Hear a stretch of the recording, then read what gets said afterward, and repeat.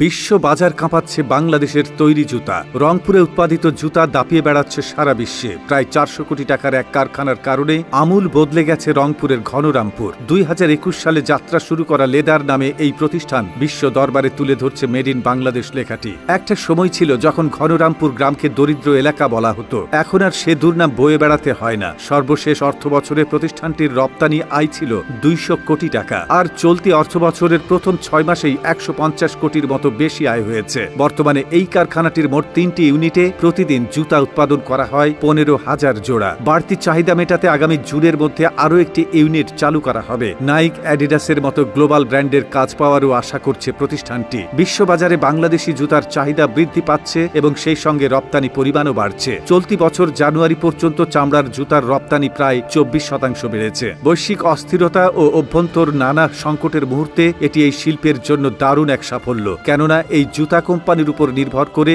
আগের বছরে প্রায় 12% তলানি প্রবৃদ্ধি থেকে চামড়াজাত পণ্যের রপ্তানি বেড়েছে 8%। এই সাফল্যের পরও রপ্তানির ধারাবাহিকতা রক্ষায় এখনও বিশ্ববাজারে জুতা রপ্তানিতে নানা প্রতিবন্ধকতা মোকাবেলা করতে হচ্ছে। এর প্রভাব পড়েছে চলতি অর্থবছরের দ্বিতীয়ার্ধের প্রথম মাসে, অর্থাৎ 7 মাসের প্রবৃদ্ধির বিচারে জুতা রপ্তানি বাড়লেও শুধুমাত্র জানুয়ারি মাসের হিসেবে রপ্তানি প্রবৃদ্ধি কমেছে 9%। এতে চামড়া খাতে সার্বিক রপ্তানি কমেছে প্রায় 5%। দেশে প্রচুর চামড়া উৎপাদিত হয়, যার 25% স্থানীয় বাজারে ব্যবহৃত হয় এবং বাকি 75% বাইরে রপ্তানি করা সম্ভব। তাই সঠিক পরিকল্পনা ও উদ্যোগ নেওয়া হলে আগামী 4-5 বছরে এই খাত থেকে রপ্তানি আয় 5 থেকে 6 বিলিয়ন ডলারে উন্নীত করা সম্ভব বলে দাবি করা হচ্ছে। রপ্তানি উন্নয়ন ব্যুরোর তথ্য পর্যালোচনা করে দেখা গেছে, বাংলাদেশ থেকে সরাসরি প্রক্রিয়াজাত চামড়া, চামড়াজাত পণ্য এবং চামড়ার তৈরি জুতা, এই 3 ক্যাটাগরিতে চামড়া খাতের পণ্য রপ্তানি হচ্ছে। দেশে উৎপাদিত চামড়ার বড় রপ্তানি বাজার চীন। এসব চামড়া আংশিক বা সম্পূর্ণ প্রক্রিয়াজাত অবস্থায় রপ্তানি হয়। এছাড়া দেশে তৈরি চামড়াজাত পণ্য